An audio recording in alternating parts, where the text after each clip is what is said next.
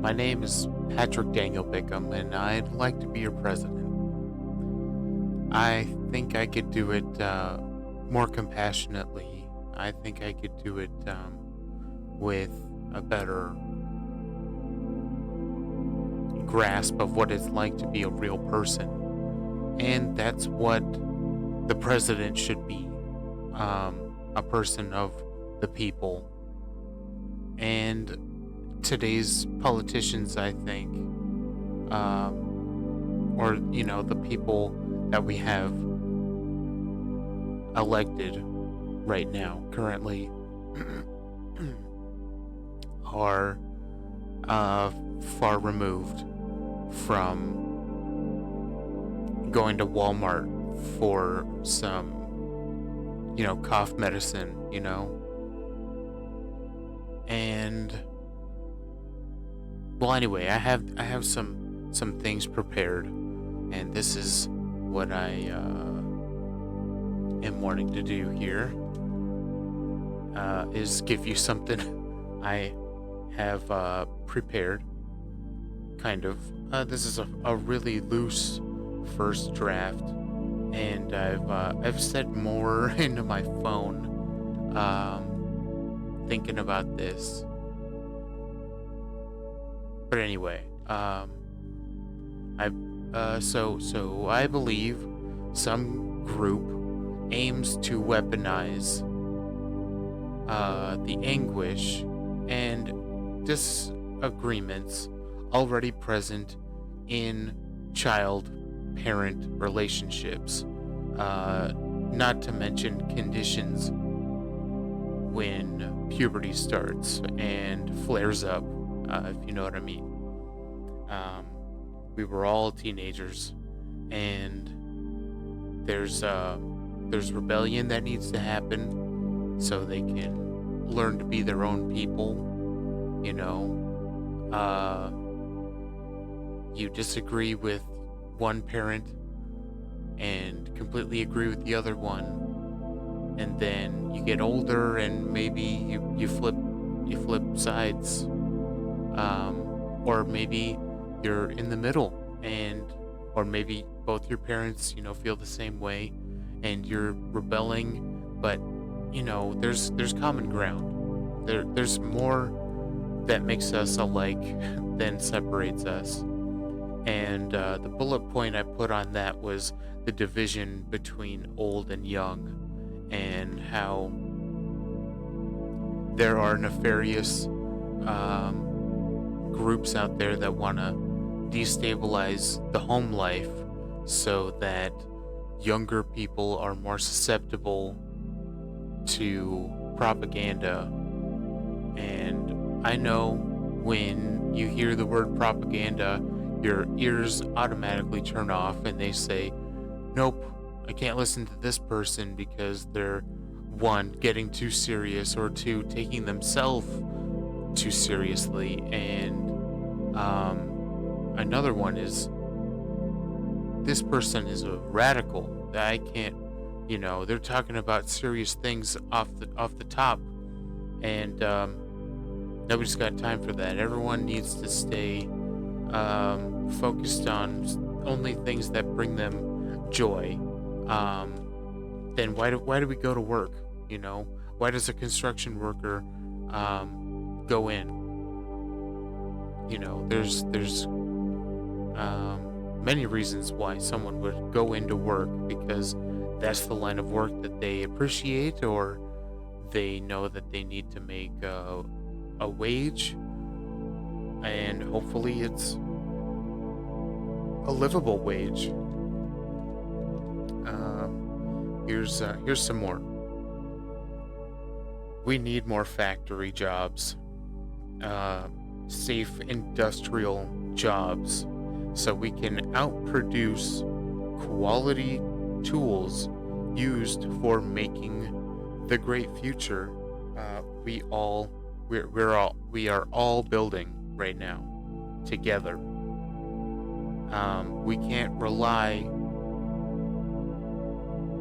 We shouldn't rely on other places around the world sending us things. You can't. You need to find another way to work. You need. You can't rely on the bus, okay?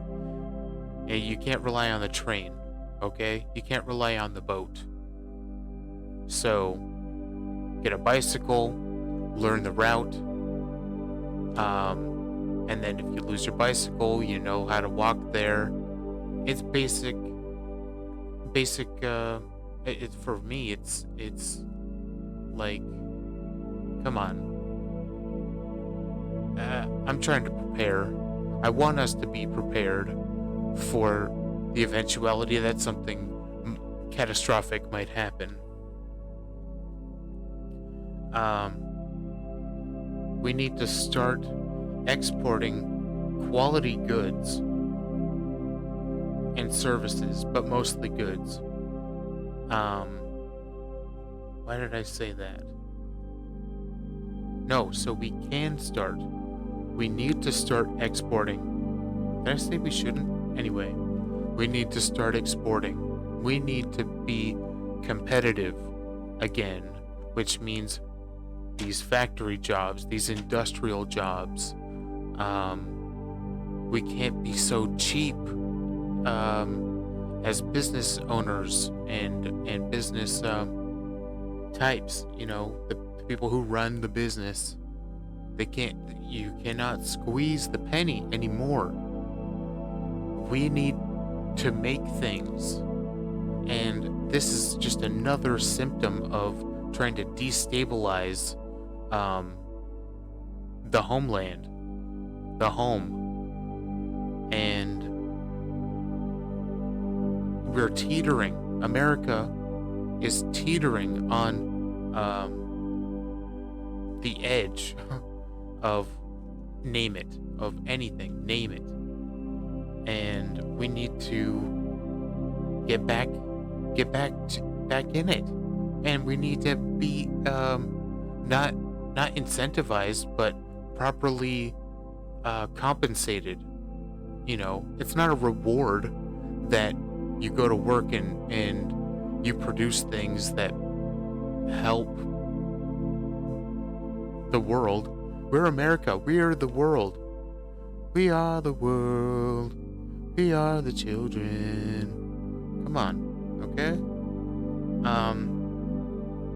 America is a nice place to visit, but we work hard and play hard. You want to live here, you're going to work here. And we need to keep jobs in America. Okay? We can't keep exporting work for cheaper labor, cheaper work to be done. Services, you know, not just labor. You can't just there's more than cheap labor in other countries. There's cheap services. And we can't have that. We need to keep American jobs. And I don't know what you think of when you hear me say the word American. Like, what kind of person pops up in your mind when I say person of America, a U.S. citizen? Make that person you. Make the person that you think of as an American citizen you. Okay? And if not you, then your neighbor, your brother, your sister, your father, your mother. Okay? Let's try to work together. And if you help someone else, you're helping yourself. And that's not a bad thing, to help others. And if it makes you feel good, you know, that's just an added bonus. Day 1 in office, I'm going to get the keys to my new place. Have the tour. I want to have a tour of my house. Give thanks with loved ones. And the next day, 9 a.m., Central Standard Time. That's a good hour for the United States, right? That's America has woken up by that time. Hawaii, you just have to keep chilling out, and Alaska, you'll catch up. Um, you'll get caught up when you come in from working out in the cold.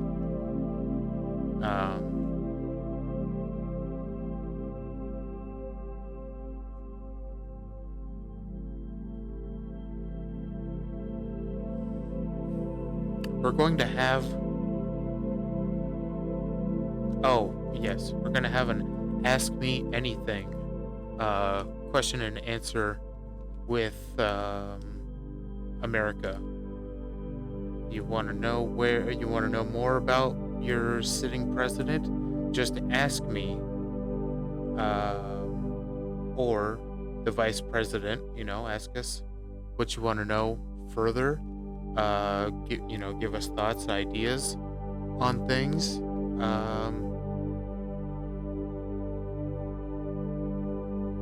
Have ideas you want to share? Yeah.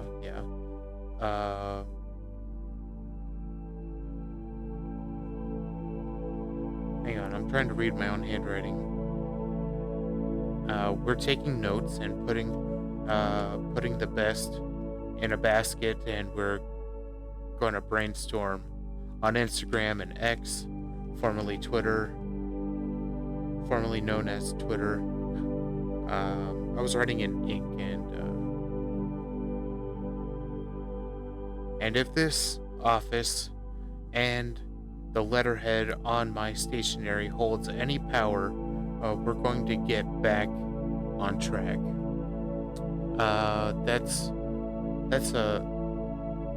something I thought of, like, if I send out a letter as the sitting president, I want people to understand that I'm working toward our best interests as America, okay? America does a lot around the world for aid, and these are all non-for-profit charities and foundations founded in America to provide aid to other nations. And I felt so bad when I was a kid going to San Francisco and seeing all the homeless people, but I was just a kid, okay? And I got older, and I would go there as a teenager, and you would see these homeless people, and it was getting bad then. I was just a teenager, okay? And now 20 years later, it's where it is today. But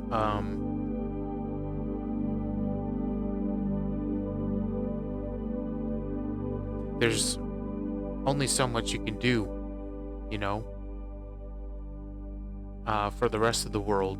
When you see your neighbor, when you see someone that you walk by every day, a homeless person is a neighbor. They're so local, and these are real people. And if you just sit down and talk to one, you just have to find one that you can actually sit down and talk with. And they're just victims of society. Most of the time, they're victims of society. Other times, they're a different kind of victim of society. It's just, you get hooked on painkillers because you broke your leg when you were at sports camp in 9th grade, and then it just snowballs, and you're calling your friends who just had dental surgery. Hey, you just had your wisdom teeth taken out. Are you feeling okay? Cool. Do you need any more Vicodin? Do you need your Vicodin anymore?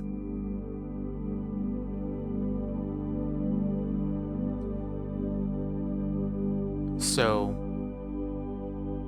it ramps up, and then the street drugs they have out there now. Oh my gosh. We gotta protect the kids. Because they're future adults. I don't know if you guys realize this, but they are the next generation, hopefully. And we can't just let kids fall through the cracks or get swept under a rug. They're gonna be tomorrow's homeless people. And you wouldn't believe how many homeless kids you run into when you're a kid in the Bay Area. And they're just kids like you, and they're trying to have rebellious adolescence, and you become friends with them, and you just hang out, and you're friends. Okay, it's not just you're friends because of drugs. You're friends because you like to spray paint or do any kind of delinquent activity, So they're just people, and we need to reel in our human aid around the world. That's what it is. We need to keep jobs in-house.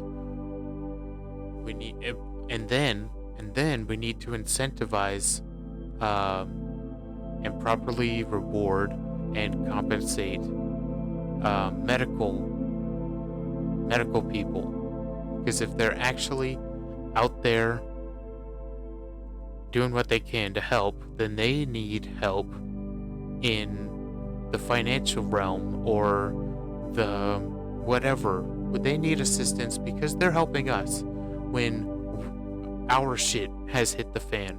Excuse my language, but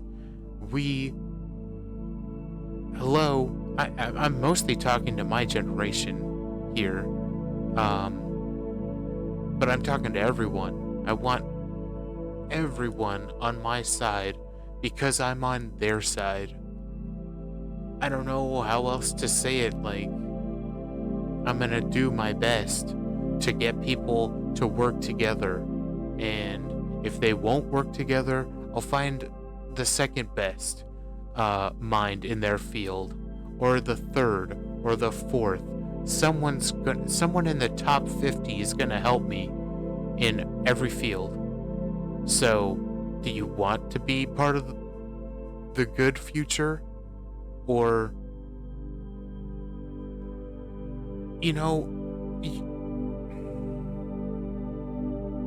last time I was here, I wanted to talk to you about exploding pagers and how horrific that is, and the dehumanization that is surrounding this issue. Like, there were innocent people affected because it was at, rush hour or whatever, just out in public. Did they think this was a good idea to go off, like, when you're sitting on the toilet and they've mapped out everyone's house and they know where they are at 9 a.m. They're taking their morning crap? Like, when did they think this was a good idea?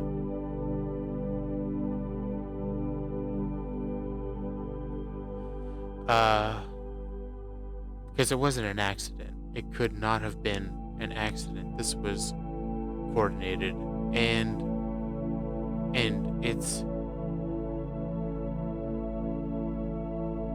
disgusting.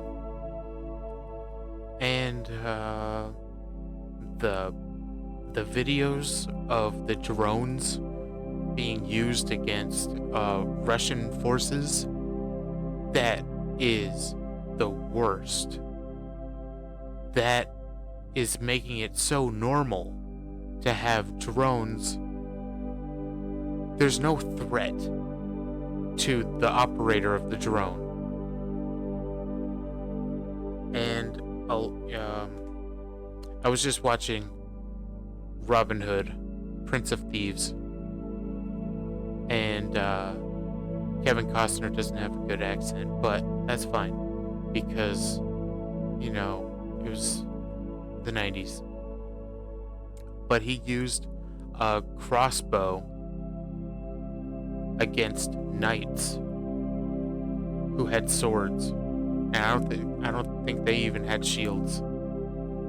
But that was like, there's no honor in that, in using a crossbow against swordsmen, and then using rifles. And then Neil deGrasse Tyson talks about how using rifles was like really such a spit in the face of your enemy, that you're not willing to put yourself at risk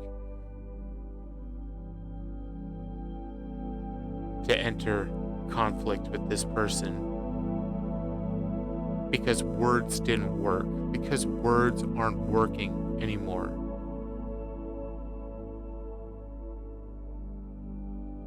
Communication just made warfare more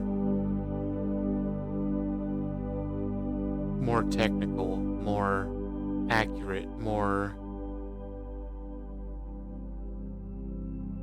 deadly.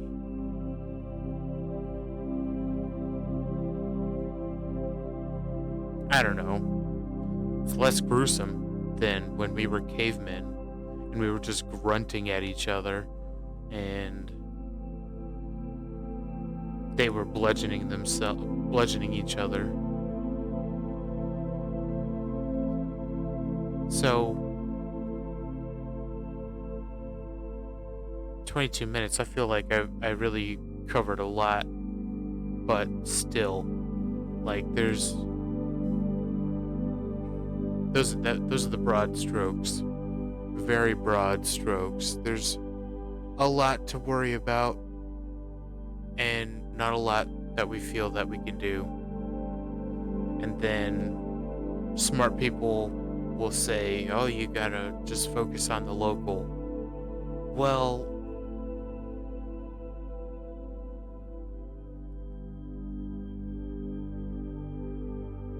yes, but if we don't take care of the grand scale puzzle, then how are we gonna survive to take care of the homeless? Or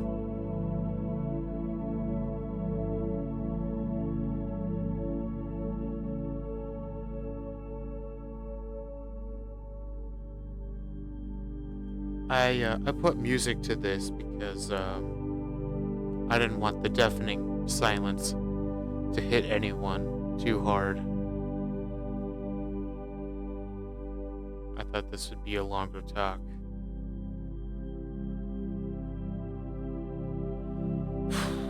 And that was just... This was just like 20 minutes of trying to make an introductory speech. I don't know. Writing down some ideas that turned into statements, opinions, and thoughts.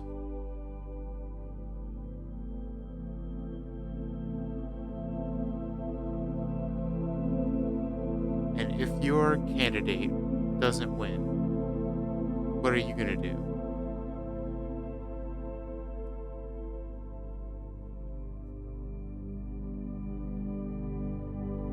Because I feel like the news is ramping everyone up, is getting everyone so excited, and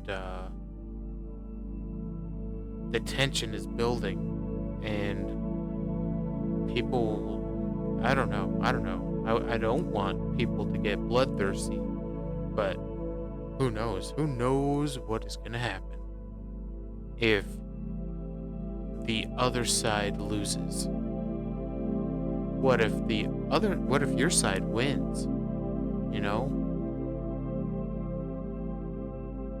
What if your side loses, though? What are you gonna do? What are you and your friends gonna do? And should we de-escalate? No one is happy with the choices. 2016 they did it.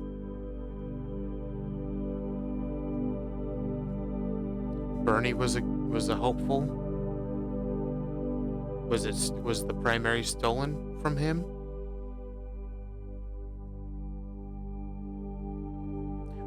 Or Tulsi Gabbard in 2020?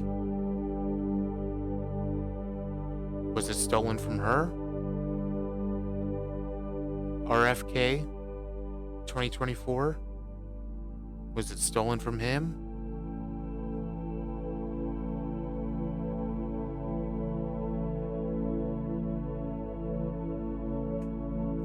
Leave your comments, talk about it with your friends if they're even willing to listen. That I should have said at the beginning. Hey, if you like anything I'm about to say, hey, if you're American, hey, if you're alive, talk to your friends, talk to family, talk to anyone, talk to strangers.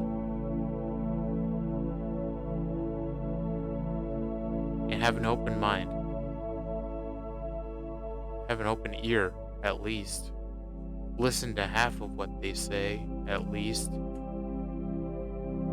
Because don't you want them to listen to you when you have something to say?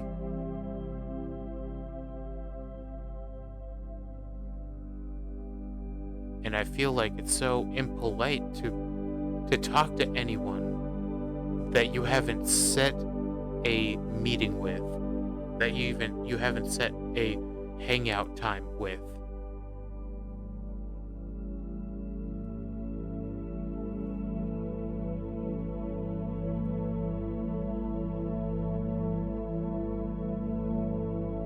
Monty Python was so ahead of their time.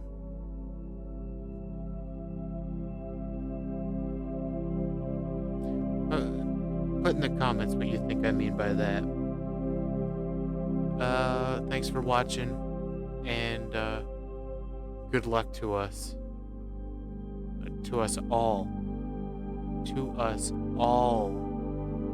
Because we're all good people. We just learn bad habits. And, the people that are really sick, they need help. The ones that you think are unhelpable, unsavable, those are the ones we need to help the most. Until it is all roads are exhausted, all methods are used up. Right? Because you would want people to care about you when you were at your lowest, right? Don't be too proud to ask for help. I'm good at preaching, but not practicing, so I just want everyone to be okay. Is that so weird?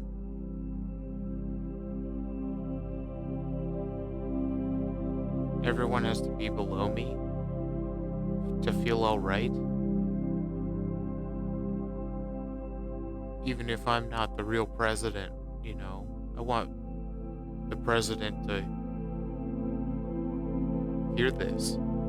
The future president of 2095. Are you there? Are you alive?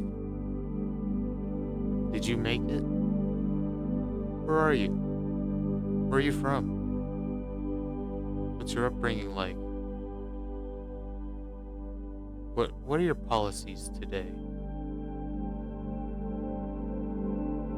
What were your policies 15 years ago? Back before the Great East Rising?